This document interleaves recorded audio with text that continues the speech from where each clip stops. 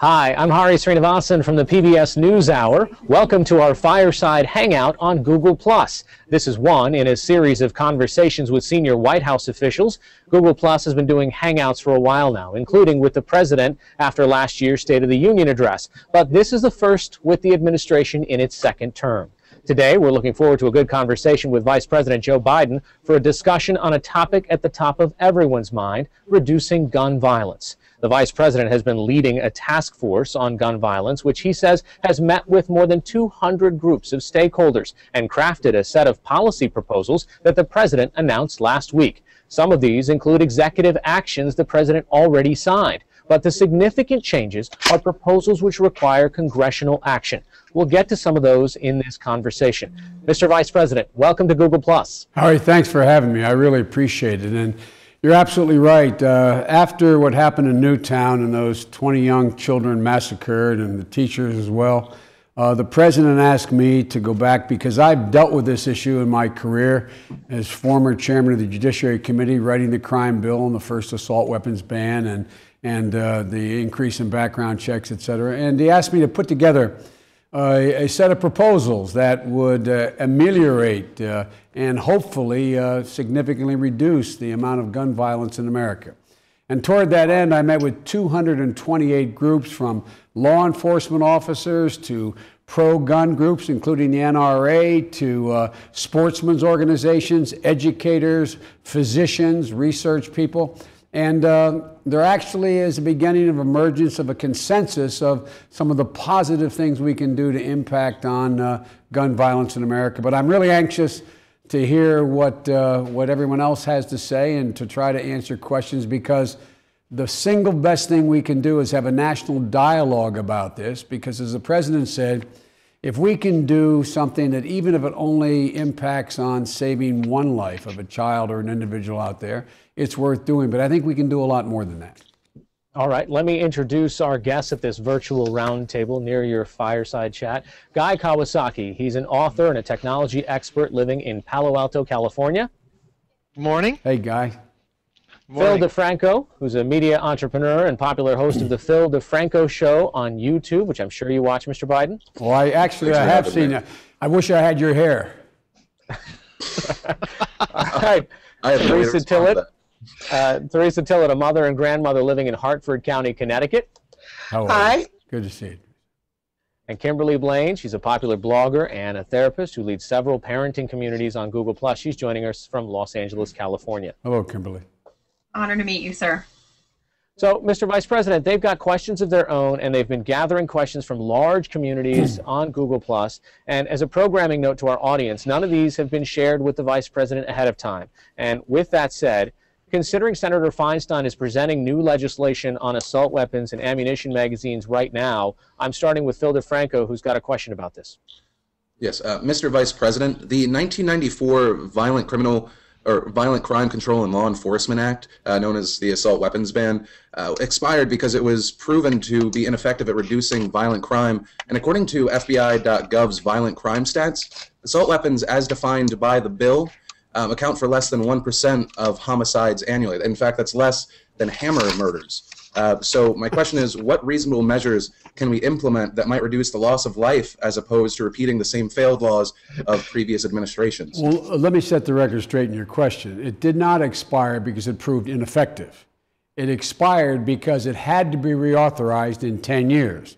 When I originally wrote the legislation, not only to get it passed, there was an agreement that it would have a 10-year life and have to be reauthorized. And the last administration chose not to seek reauthorization. That's number one. Number two, it is true that the vast majority of gun deaths in America are not a consequence of the use of an assault weapon. But that begs the issue of whether or not assault weapons have any real utility, either A, in terms of any sporting or self-protection needs that, look, as you know, the Supreme Court recently ruled that it is an individual right to bear arms, an individual right. That used to be a debate, and no longer is a debate. And I've had that position my whole career. Number two, they said, though, that it is constitutional to put reasonable limitations on who can own and what kind of arms can be owned. Now, one of the reasons why the assault weapons ban makes sense, even though it accounts for a small percentage of the murders or those who die as a consequence of a weapon every year, is because police organizations overwhelmingly support it because they get outgunned. They are outgunned on the street by the bad guys and the proliferation of these weapons. When, in fact, there were fewer police being murdered, fewer police being victimized, being outgunned, when the assault weapons ban, in fact, was in existence. And the number of assaults on police officers and the deadly assaults on them has gone up since the ban has been lifted. It is not an answer to all the problems, but it's a rational, in my view, a rational limitation on on what type of weapons should be owned, could be owned. And Mr. Biden, when you say the rational, what would you say to people saying that some of this legislation, especially against AR, when you mention the police deaths, it's creating policy based on outliers rather than really hitting the real issue? Well, I think, look, we do get to the real issue, and I assume, Philip, we're going to get a chance to talk about it in this chat. We do get to the real issue, which is the vast majority of gun deaths. And by the way, there's been over 1,200 just in America just since what happened up in Connecticut in Newtown. But the fact of the matter is, it does negatively impact upon the physical health and well-being of police officers and others. And it is in no way does it deny or trench upon a legitimate restriction on the type of weapon that can be owned. And the courts concluded that as well. So the idea that it doesn't solve every problem, although it only solves part of a problem, without trenching on anyone's individual rights, but because it doesn't solve the whole problem, you shouldn't do it, I don't buy the logic of that. Mr. Vice President, there have been several people online asking about the fact that you are a gun owner. You own 2 shotguns. Yes. What's your interpretation of the Second Amendment? My interpretation of the Second Amendment is an individual. It is an individual right, not a corporate right, not related to a militia. You have an individual right to own a weapon both for recreation, for hunting, and also for your self-protection. You have an individual right to do that. But just as you don't have an individual right to go out and buy an F-15 if you're a billionaire with ordnance on it, just like you don't have the right to go buy an M1 tank, just like you don't have a right to buy an automatic weapon, those judgments have been made that there are no reasonable societal justification or constitutional justification for owning them.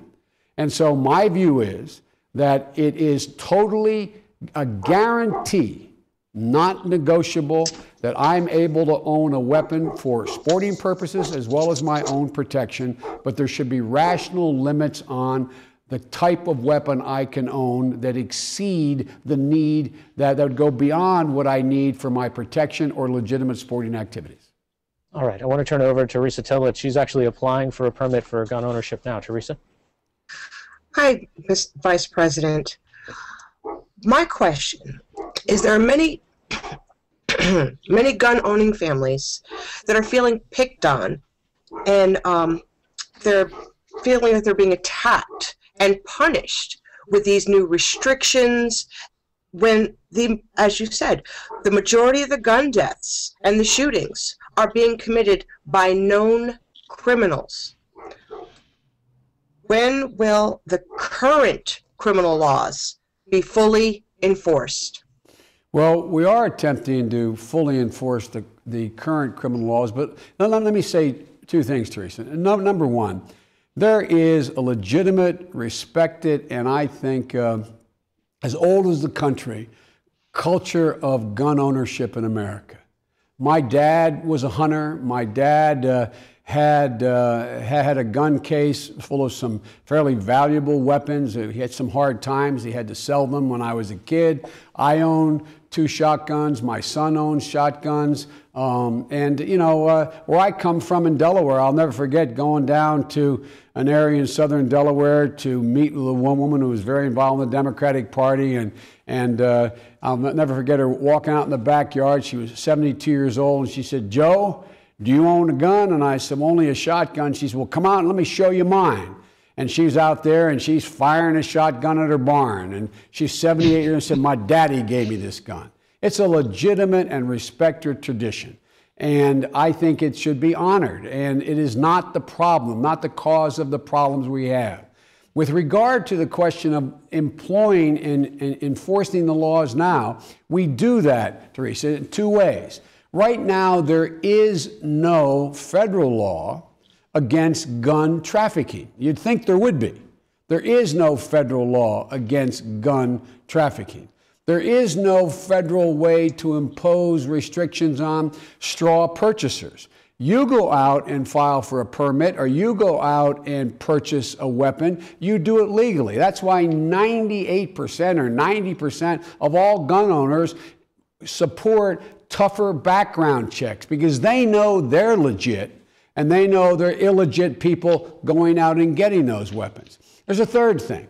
An awful lot of the gun violence in America is a consequence of gangbangers, the drug trade, stolen weapons, weapons that are in the black market, and that's why I continue to push for a continuation of the so-called Biden crime bill as it relates to cops.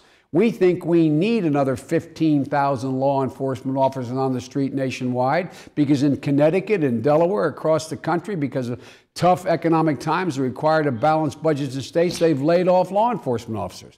So across the board, we are trying to enforce the existing laws we have and make reasonable changes in those laws that keep. There's a fellow that I met with, or these groups I met with, he said, look, it's not about keeping bad guns out of the hands of good people. It's about keeping all guns out of the hands of bad people.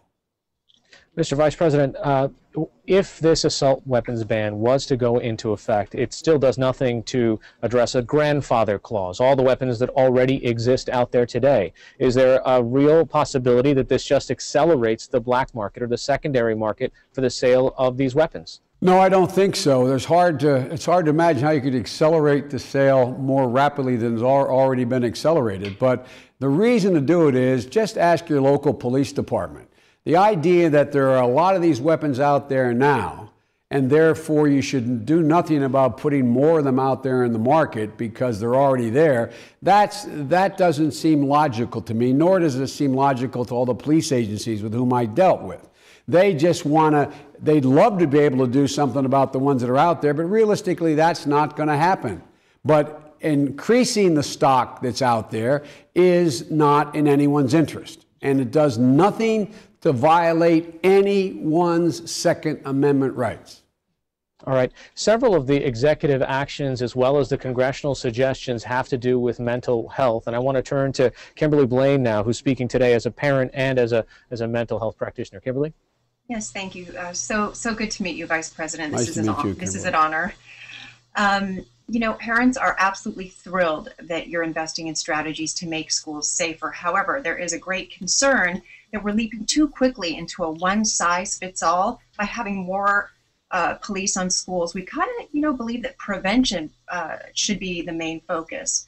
Dealing with and identifying at-risk children and youth. So our question to you is, are you proposing sending more armed guards into school, or having schools hire more mental health professionals? Well, quite frankly, you probably forgot more about this subject than most people know based on your background. Let me say where we are.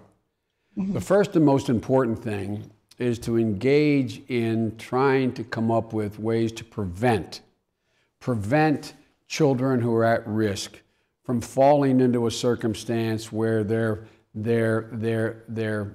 whatever mental problems they may have, whatever emotional problems they have, before they metastasize into behavior that is antisocial. And so one of the things we've done, we're proposing, is a new project called Project Aware, where we are going in, just like you teach school teachers about everything from CPR to basic first aid. We are able to go in and with this proposal and train school personnel to identify aberrant behavior that warrants someone like you, or a professional, looking at it. And so there is a mechanism by which we are going to provide that kind of training for school districts around the country and school teachers and administrators if they want it. It's a $40 million proposal to begin this process. The second piece of this is there also is a requirement, once that conduct is observed and it warrants a professional looking at it, to be able to get to the parents or the legal guardian and say, here are a menu of people you can go to. This is where you can get help. This is how you can get the help. Thirdly, because of what you know, the mental health parity that was passed in 2008, and because of the Affordable Care Act, the combination of those two things means that there is now affordable mental health care that will be available to all Americans. You have thousands of young children, as you know, aging out of Medicaid, for example, with mental health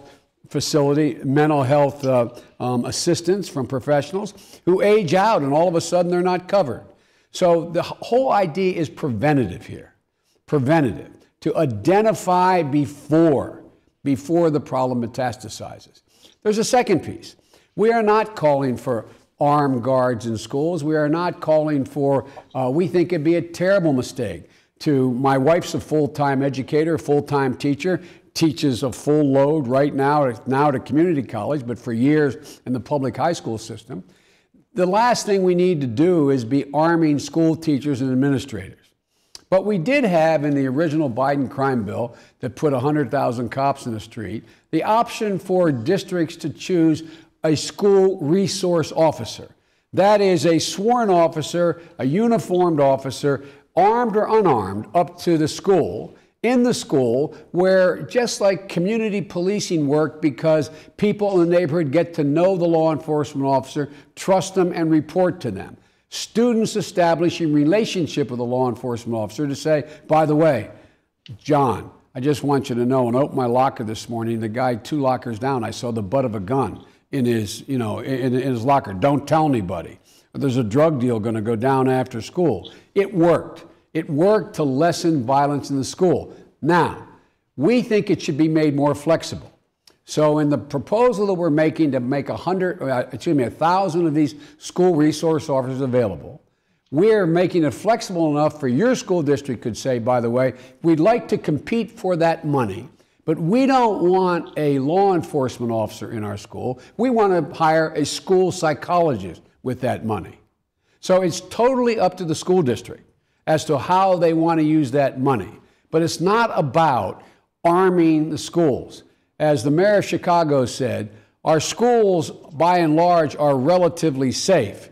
It's getting to and from school where kids are the most unsafe, least safe. Thank you. Thank you. Kimberly, the amount that he mentioned, $40 million, does that seem like a drop in the bucket to you? Does that seem enough? Well, that's just, I think, a portion of the funding that they're allocating toward this, because I see there's $150 million to hire psychologists, social workers. So, but for that specific program, which is Project Aware, which, by the way, we are thrilled about this. So don't get me wrong, this is fantastic. This does seem like a really huge nut to crack. As we said, we want safety for the children. We want to be sure that mental health issues are being addressed very early on in the school system, and that teachers are empowered to come forth and say, am I allowed to say who I'm identifying in my class that might need services? We want to be sure. And so I don't know if $40 million is enough to train these teachers. Not. So we hope it is. By the way, it's not. But like every other program that I've been responsible for as a senator in the crime bill, you've got to demonstrate that it works and it's useful. The whole idea is that local communities at the end of the day would pick up this responsibility. This cannot be just a federal responsibility. These are local schools. This is a local requirement. That's what the whole COPS bill was about. Initially, people said, is there enough money? You're not paying Biden for the 100,000 cops over. So no, we're not. What we're doing is we're going to give you 75% of the money for 5 years. You got to maintain effort here. You can't reduce your police force if you take this money. And then you got to decide as a community, do you want to continue to fund these law enforcement officers? Guess what? It worked. Violent crime was reduced significantly. And so this is not a total federal responsibility. The way the federal government can lead is look at best practices, make them available to schools and school districts and states, as well as provide seed money to get this moving. But $40 million, the total package is $55 million on top of the other money Kimberly talked about. That's not enough to take care of the 90,000 schools, but it is a way to begin the process and demonstrate it works. Mr. Vice President, none of this happens in a vacuum. This is a very political time that we all live in. Guy Kawasaki is joining us from California. He's been trying to unpack some of this. Guy? Yes, thank you. Good morning, Mr. Vice President. Good morning, Guy. You know, what you say seems logical and reasonable with respect for both sides of the argument, Second Amendment and gun safety. Why is this so hard? I mean, how did it come to this point where special interest seems to control Congress, and, you know, even to the point of what research can be done? How did we get to this point? Well, look, let me choose my words here. Both left and right sometimes take absolutist positions. And yet the vast majority of the American people agree on certain basic principles relating to public safety and gun safety. And what happens is, for example, you'll hear, and I met with the NRA, by the way, you'll hear the NRA say, well, that may not be so bad, but it's a slippery slope. It's a slippery slope. If you allow that to happen, then next thing you know, you're going to call for firearms registration, gun registration, and you're going to be able to confiscate my weapon, etc. And so part of this is when the original crime bill was passed in '94, there was a great concern and consensus about the rise of gratuitous violence in America. And so there was a hue and cry going up nationally. In a sense, the crime bill worked too well, because what happened is violent crime diminished significantly. And as a consequence of that, those folks who represent a minority of the people, who are much more energized by from their perspective, were able to come in and undo a lot of what had been positively done. For example, as you point out, Guy, there are provisions in the law that were added in what they call riders to appropriations bills that were interpreted as saying the Center for Disease Control can't even keep statistics on gun violence, can't even do research on this. Let me give you an example. When I first got to the Senate as a 30-year-old kid, the big issue was not about guns, it was about automobile safety, highway fatalities. And some of the automobile industry argued that the National Safety Council, Highway Safety Council, could not keep statistics. They were not able to keep statistics. It was after Ralph Nader's book, Unsafe at Any Speed. And so when I got down here as a 30-year-old kid, I was perplexed. How could that be? And I figured out why they didn't want to do it. Once we were able to start to keep the statistics and the National Highway Safety Council got engaged, they found out that the vast majority of people driving an automobile who were killed in an accident were killed because they were impaled by the steering column. There was a simple answer to that. Say to the engineers, build a column that can, in fact, release. Guess what? It costs more money. Automobiles makers didn't like it, but we passed it. Deaths went down dramatically, the same way passengers. Why were they dying? They weren't getting thrown through the front windshield. And that was the argument the automobile guy said, just have a restraint on your lap. They said, no, you need a seatbelt. Because why? They found out a majority or a significant percentage of people being killed were hitting their head, fracturing their skull on that bar that goes up from the body of the car to the roof, or on the bar that goes aside. Guess what? Put on a restraint. Restraints cost more money. But once the research was done, what's happened? We build much safer automobiles. And the one thing that bothers me is there's part of the interest group population out there that are afraid of facts. Let the facts lead where they will, and let the research be done. And that's one of the things the president and I believe very strongly. Let the facts work, including, you're out in California, including with regard to the entertainment industry. There is no hard data as to whether or not these excessively violent video games, in fact, cause people to engage in behavior that is antisocial, including using guns. There is one study done, I think it was, the American Academy of Pediatrics.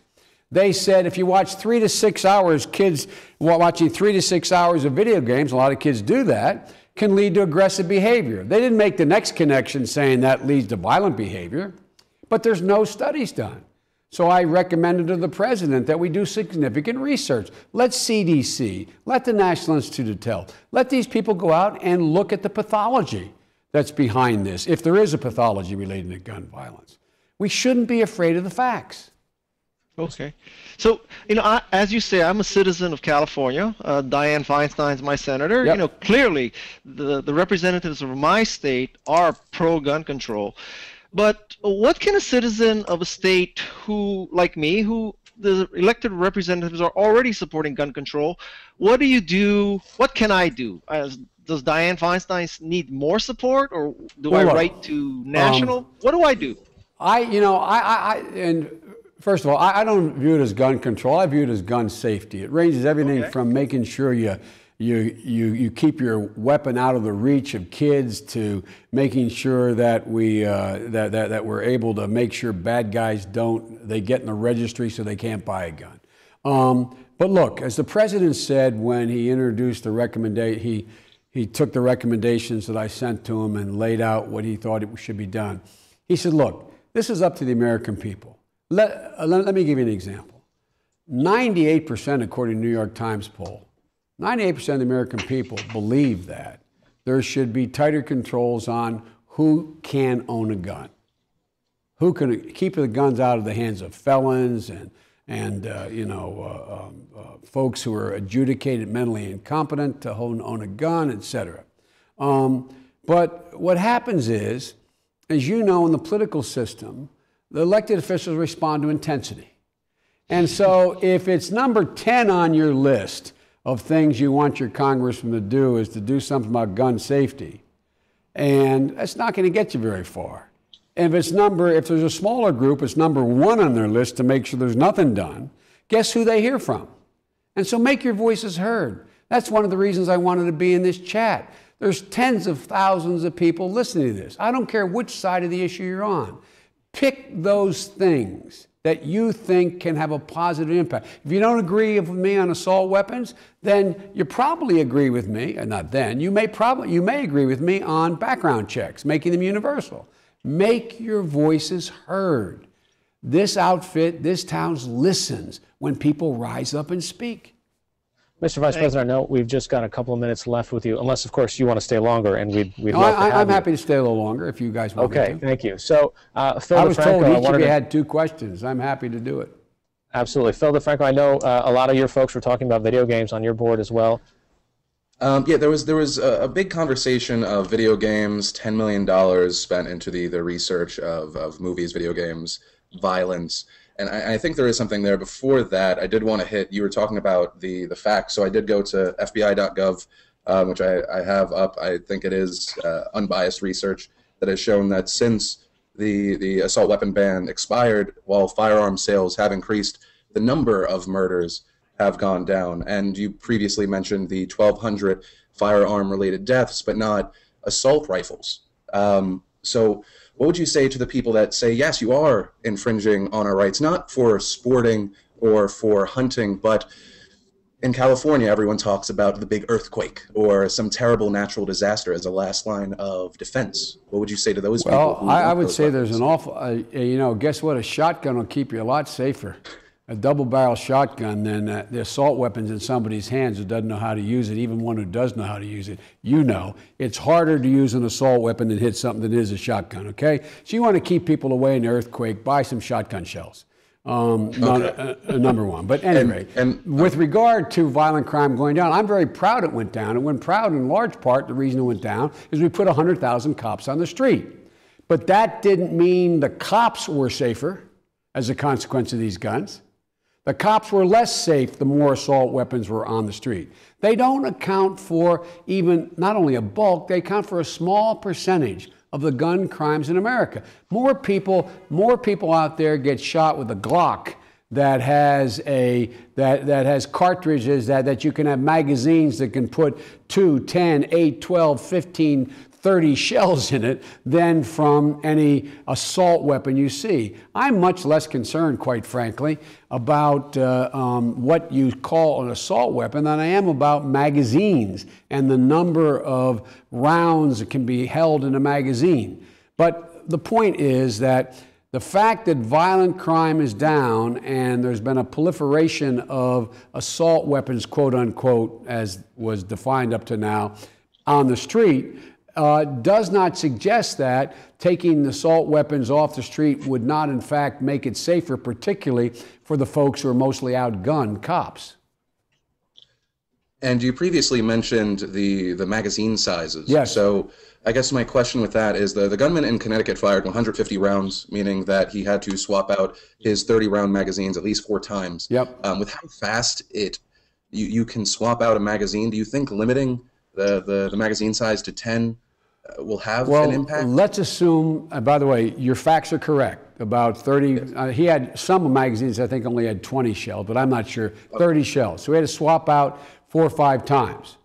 If it was 10 shells in there, he would have had to swap out 30 times, or he would have to swap out 25 times. And so what would happen is the response time, in fact, may have saved one kid's life. Maybe if it took longer, maybe one more kid would be alive. Let me give you an example. In the case of Gabby Gifford, when the guy had to swap out a new magazine, he fumbled. And he was able, and an older woman reached up and grabbed his hand, and they subdued him. All of them would have been dead had he not had to change that magazine. Had there been 30 clips in that magazine, or 40 clips in that magazine. The same way with Aurora. A guy had 100 shells in the magazine. Fortunately, it jammed. It jammed enough that it gave time for folks to get there and, in fact, save lives. So, look, I'm not making the argument that this will end crime or I make the argument this way. There is no sporting need that I'm aware of to have a magazine that holds 50 rounds. None that I'm aware of. And I'm a sportsman. Number one. Number two, there is no diminution of your ability to physically protect yourself having 10 clips in a round. Having 10 rounds in a clip instead of 30 or 40 rounds. And what it does do, now for a professional, it only takes you go to the FBI, they'll show it takes a second and 3/4 for a pro to change the clip. But not all these people are pros. And so if you just give if it took another, a minute and a half, 2 minutes, who knows who else might have been alive? And those kids may be alive, some of them. Mr. Vice President, we're out of time. Thank you very much for your time. Thank you. On behalf of all of us. I appreciate it very much. Write your congressman. For or against, write your congressman. All right, bye-bye. Bye-bye. Thanks a lot, everybody.